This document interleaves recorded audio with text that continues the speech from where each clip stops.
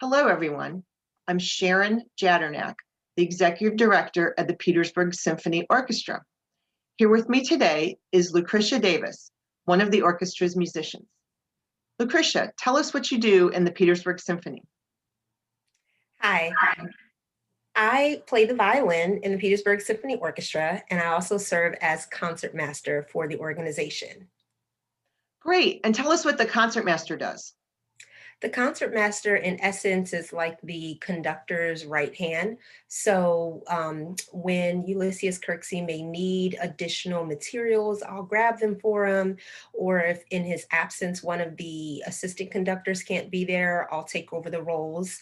In addition to that, the concertmaster's main job is to tune the orchestra before rehearsal starts and before concerts begin.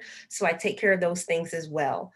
And some of the other final things that I do would be to get together any of the string parts that might include special bowings or fingerings for ease of technique. Great, so you have a lot of responsibility in the orchestra. Yeah, pretty much. Good. And how long have you been playing the violin? This year will make 30 years playing the violin. I started in elementary school in third grade in New Jersey, and I've been playing the violin ever since. Wow, tell us a little bit about your musical education and background. So, like I said, I started playing violin in third grade in elementary school, and it was really just because they sent around a paper, and I was just like, "Hey, grandmother, can I sign up for violin?" She's like, "Yeah, of course." So I signed up for violin. It was just really fun, and I was hooked once we went on the bus and we had snacks after school. So that was really great. In elementary school, it's all about just getting out of class. And Um, the food and the snacks. yeah, really wasn't interested in music or learning much. So I was just there as part of the group.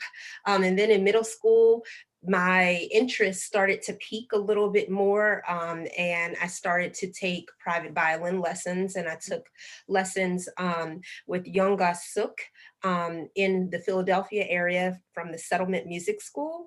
And I did that throughout late middle school and high school.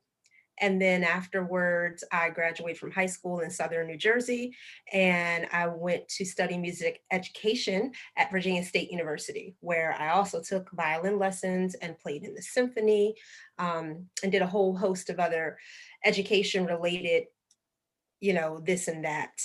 And then finally, I have a master's degree in arts administration from Drexel University, which I just received in, well, I guess not just received now, it's been a few years, 2017, um, out of Pennsylvania as well. Great. Well, congratulations on all those degrees. Thank you. I know you're currently teaching in the Hanover County Public Schools. Tell us what you teach and how have things been going during the COVID pandemic? So yes, I teach strings grades 6 through 12. So that means I teach beginning students as well as intermediate students and advanced students. And I teach at two schools, and my middle school feeds into my high school, which is really great and sort of bad at the same time, because once they get to high school and I really want them to do something, I'm like, wait, your teacher didn't teach it. Oh, wait, that was me. Must have forgot that technique a couple of years ago. So I always have to be really careful to make sure that whatever I want them to learn at the end and be able to do, that I teach them that right at the very beginning. And this year, due to COVID-19, the whole school year has just been very, very wild and interesting every single day. And in Hanover County, the parents were given a choice whether or not they wanted to send their child to go to school face to face, Mhm. or if they wanted them to learn online. So we were awarded the Mhm. opportunity to still teach our students online as well as face to face. And I do that actually synchronously, which means at the same time, sort of like in a hybrid model.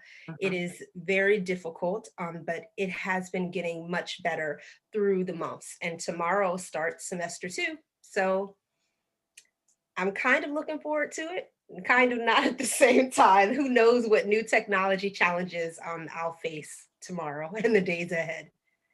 Well, hang in there and thank you for being on the front lines with those students.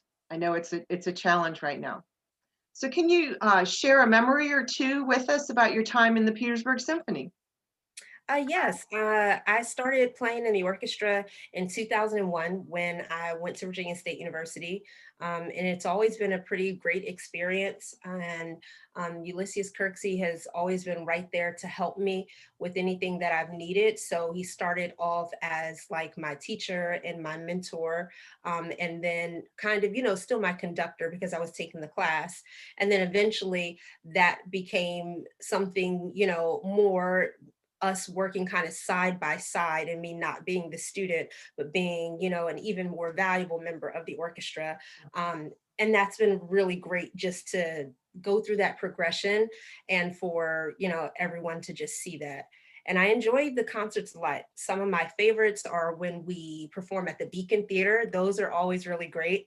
And whenever we do side by side concerts with the students, because of course it has an education background, and I like to teach, I like to explain things to people, I like to lead and direct. And it's just really cool for the students to be able to sit in with professionals, and some students, are in the Petersburg Symphony Orchestra as well. It's a really dynamic group of musicians who work together from all skill levels and all areas and backgrounds and focus. Very diverse group. Good. Thank you very much for talking with me today. And I want to say to everyone to take care. We look forward to seeing you in the future at a concert in person, live again someday. But in the meantime, keep in touch with the Petersburg Symphony via social media and our website, petersburgsymphony.org. Goodbye. Have a great day.